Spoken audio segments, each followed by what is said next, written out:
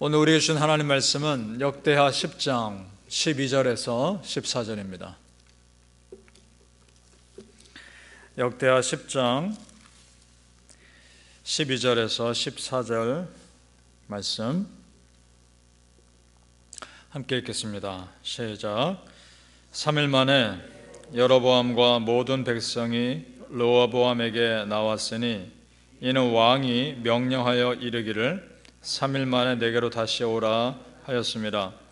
왕이 포악한 말로 대답할세 르호보암이 원로들의 가르침을 버리고 젊은 신하들의 가르침을 따라 그들에게 말하여 이르되 내 아버지는 너희의 멍에를 무겁게 하였으나 나는 더 무겁게 할지라. 내 아버지는 가죽 채찍으로 너희를 치셨으나 나는 전갈 채찍으로 치리라 하니라. 아멘. 오늘 새벽 예배하시는 은혜가 우리 모든 성도님들께 함께 하시기를 예수님의 이름으로 축복합니다. 아멘. 자, 오늘 역대하 10장은 솔로몬 왕이 죽은 다음에 그 아들 르호보암이 왕이 된 후에 이스라엘이 그 아들 때에 남쪽과 북쪽으로 나누어진 사건을 다루고 있습니다. 자, 그러니까 다윗이 왕이 된 이후에 얼마 되지 않아 나라가 다시 갈라져 버린 겁니다. 솔로몬이 죽은 뒤에 르호보암이 왕이 됐는데 사실은 그 전부터 솔로몬 때부터 이스라엘 백성들이 그 통치에 불만이 있었습니다. 왜냐? 건축 공사가 너무 심했기 때문입니다. 너무 힘들었기 때문입니다. 열왕기상 기록에 보면 성전과 왕궁을 건축하는데 무려 20년이 걸립니다. 성전 건축하는데 7년, 왕궁을 건축하는데 13년, 20년이 걸립니다. 왕궁을 건축하는데 너무 많은 시간이 들어간 겁니다. 그 기간 동안에 이스라엘 백성들 굉장히 힘들었을 것이고 육체적으로도 그렇고 경제적으로도 굉장한 부담이 됐을 겁니다. 그리고 그 공전이 얼마나 화려했는지 우리 어제 스바 여왕이 솔로몬 성전 와서 보고 그 모든 지어진 것 되어진 것을 보고 놀랬다라는 표현이 있습니다. 그 정도로 화려했음을 짐작할 수 있습니다. 그렇게 죽기까지 백성들이 얼마나 수고했을까. 왕권이 강할 때야 불만이 드러나지 않습니다.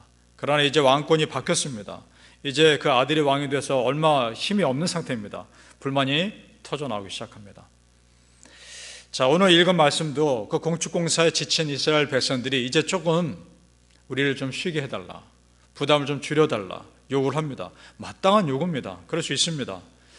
자, 그 요구를 르호보암 왕이 거절한 내용입니다. 그가 이 대답을 하기 전에 3일 뒤에 찾아와라 하고 나서 만난 겁니다. 그 3일 동안에 자문을 구합니다. 두 그룹이 있었습니다. 첫째는 자기 아버지 때부터 있었던 원로 그룹들, 또 하나는 자기와 함께 자란 젊은 신하들. 두 그룹의 의견은 완전히 달랐습니다. 그 원로 그룹들은 쉬게 해줘야 합니다. 편하게 해줘야 합니다 라는 의견이었고, 젊은 신하들은 그렇지 않습니다. 더 강하게 해야 합니다. 그런 의견이었습니다. 이 르호보암 왕은 젊은 사람들의 의견을 듣습니다. 지혜롭지 못했습니다. 그것이 빌미가 돼서 남과 북으로 나눕니다. 자, 이때 이 얘기를 들은 이스라엘 백성들의 반응을 보자는 거죠. 16절을 보시기 바랍니다. 16절 같이 읽어봅니다. 시작. 온 이스라엘은 왕이 자기들의 말을 듣지 아니함을 보고 왕에게 대답하여 이르되 우리가 다윗과 무슨 관계가 있느냐? 이새의 아들에게서 받을 유산이 없도다. 이스라엘아, 각각 너희의 장막으로 돌아가라. 다윗이여, 이제 너는 네 집이나 돌보라 하고 온 이스라엘이 그들의 장막으로 돌아가니라. 아멘. 상당히 불만을 품었습니다. 이 얘기는 이제 당신은 우리 왕이 아닙니다, 이 얘기입니다. 여기서 우리가 다윗과 무슨 관계가 있느냐, 이 말이 괜히 나온 말이 아닙니다. 다윗이 왕이 될 때 반란 일으킨 사람이 있었습니다. 그가 했던 말과 똑같은 말입니다. 그러니까 지금 성경은 이스라엘 백성들의 이런 모습을 하나의 반란으로 평가하고 있다는 겁니다. 이로 인해 갈라집니다. 자, 그러니까 여러분, 르호보암도 지혜롭지 못했고 이렇게 반응하고 있는 이스라엘 백성도 지혜롭지 못했습니다. 자, 왜 여기까지 왔을까? 왜 이 지경까지 이르렀을까? 그 모습 중에 하나, 원인 중에 하나는 기도하지 않았기 때문입니다. 지금 이 일을 놓고 기도했다는 기록이 없습니다. 다윗 같으면 기도했을 겁니다. 지금 르호보암도 그렇고 이스라엘 백성도 그렇고 감정적으로 처리합니다. 성도님들, 믿음의 공동체에서 우리가 조심해야 될 것이 바로 이겁니다. 기도보다 감정이 앞서는 겁니다. 이것이 가장 조심해야 될 것입니다. 이거 잘 기억하시고 항상 기도가 앞서시기를 예수님의 이름으로 축복합니다. 아멘. 따라서 이스라엘이 남과 북으로 나누는 데 있어서 르호보암의 잘못도 있지만 이스라엘 백성들이 여차하면 다른 사람을 왕으로 세울 마음을 가지고 르호보암을 압박하고 있는 것도 문제입니다. 사실 이스라엘 백성은 이미 두 그룹으로 나눠져 있었습니다. 그것이 오랫동안 잠재되어 있었습니다. 남쪽의 유다 지파를 중심으로 한 세력이 있었고 북쪽의 에브라임 지파를 중심으로 또 한 세력이 있었습니다. 사실 다윗이 왕이 될 때도 처음부터 이스라엘 전체 왕이 된 게 아니죠. 남쪽 유다 지파의 왕이 먼저 됩니다. 그리고 7년이 지난 뒤에야 이스라엘 전체 왕이 됩니다. 오랫동안 두 세력이 있었습니다. 왕권이 강할 땐 드러나지 않다가 왕권이 약해지니까 분열의 조짐이 생긴 겁니다. 그런데 여러분, 지금 이 되어가는 모든 것들을 오늘 성경에서는 하나님이 계획 속에 있는 일이라고 말하고 있다는 겁니다. 15절을 보시기 바랍니다. 15절 중간 부분까지 제가 읽겠습니다. 15절, 왕이 이같이 백성의 말을 듣지 아니하였으니 이 일은 하나님께로부터 말미암아 난 것이라. 아멘. 자, 생각해 보시죠. 왕 한 명 바뀌었습니다. 솔로몬에서 르호보암으로 왕 한 명 바뀐 겁니다. 한 번 바뀐 겁니다. 그런데 그 부강했던 나라가 한 번 바뀐 것을 이렇게 흔들렸다? 이상하지 않습니까? 지금 이 문제의 원인을 하나님은, 성경은 영적으로 보고 있는 겁니다. 무슨 말이냐? 솔로몬의 잘못에 대한 심판입니다. 하나님이 솔로몬 축복하셨죠. 축복과 동시에 그 성경을 자세히 읽어보면 심판의 메시지도 동시에 주셨습니다.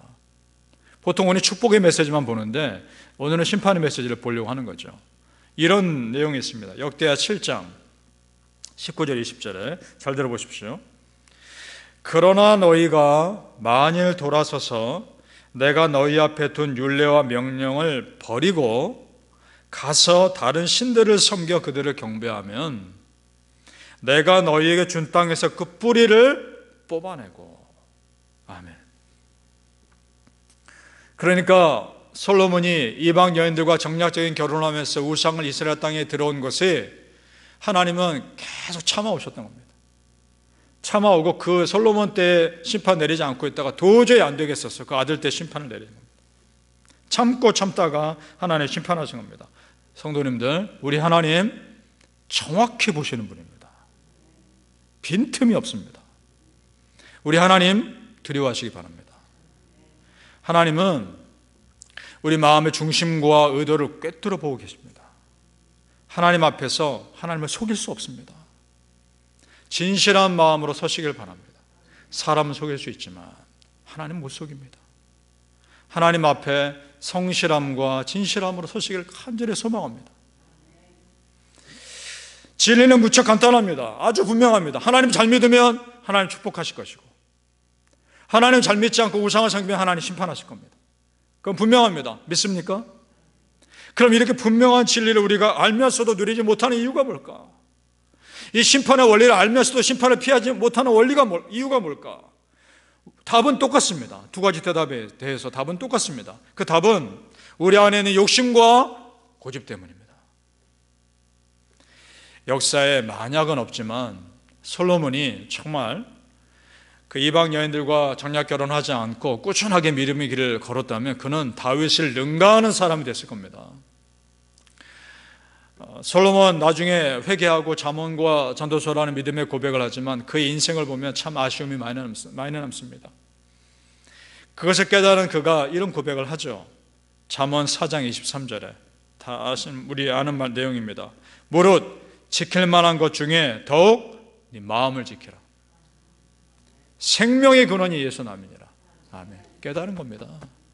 마음 지키는 게 정말 소중한 거구나. 바라기는 성도님들, 물을 지킬 만한 것보다 마음 지키셔서 흔들림 없는 신앙인으로 살아가시기를 예수님 이름으로 축복합니다. 아멘. 우리가 역대하 말씀을 읽으면서 정말 주목해야 될 것이 또 나옵니다. 조금 전에 말씀드렸죠. 남과 북으로 나누어지는 과정에서 성경은 북이스라엘 백성들을 반란으로 평가하고 있다라고 말씀드렸습니다. 19절을 보십시오. 같이 읽습니다. 19절 시작. 이에 이스라엘이 다윗의 집을 배반하여 오늘까지 이르니라. 아멘. 분명 르호보암 왕의 잘못된 판단이기도 하지만 이스라엘 백성들의 욕심도 포함되어 있었던 겁니다. 반란이었던 겁니다. 자, 그 다음에 여러분 더 중요한 게 나옵니다. 뭐냐? 역대하, 열왕기 말고 역대하 이때부터는 북이스라엘 왕조에 대한 언급이 거의 없다는 겁니다. 정말 왕조의 정통성을 이은 남유다의 왕조의 이야기로만 가득합니다. 이때부터 북이스라엘은 관심 바뀝니다.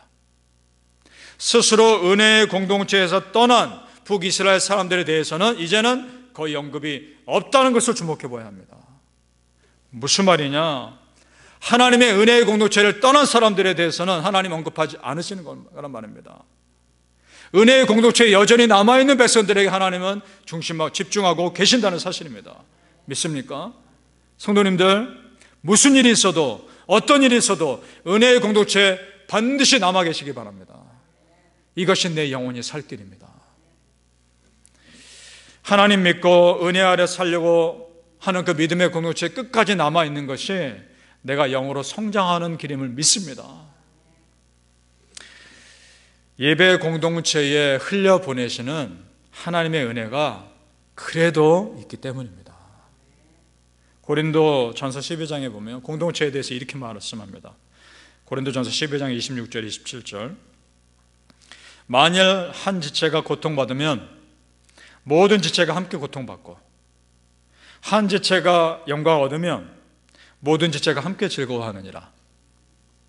너희는 그리스도의 몸이요 지체의 각 부분이라. 아멘.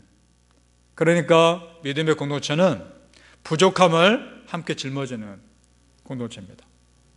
축복을 함께 나누는 공동체입니다. 그러면서 우리가 서로 세워져 가는 것입니다. 믿습니까?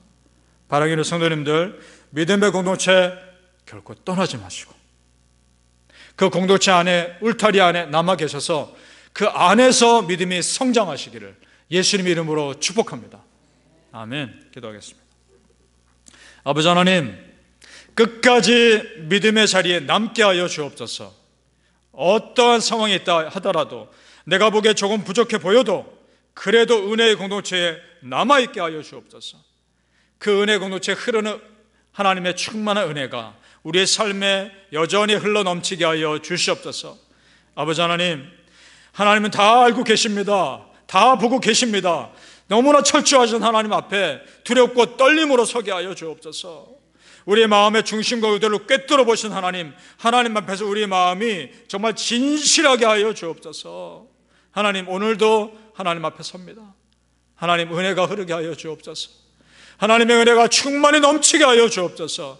그 은혜로 오늘도 흔들림 없는 믿음의 사람으로 살아가는 믿음의 백성들 다 되게 하여 주시옵소서. 예수님의 이름으로 축복하며 기도합니다. 아멘.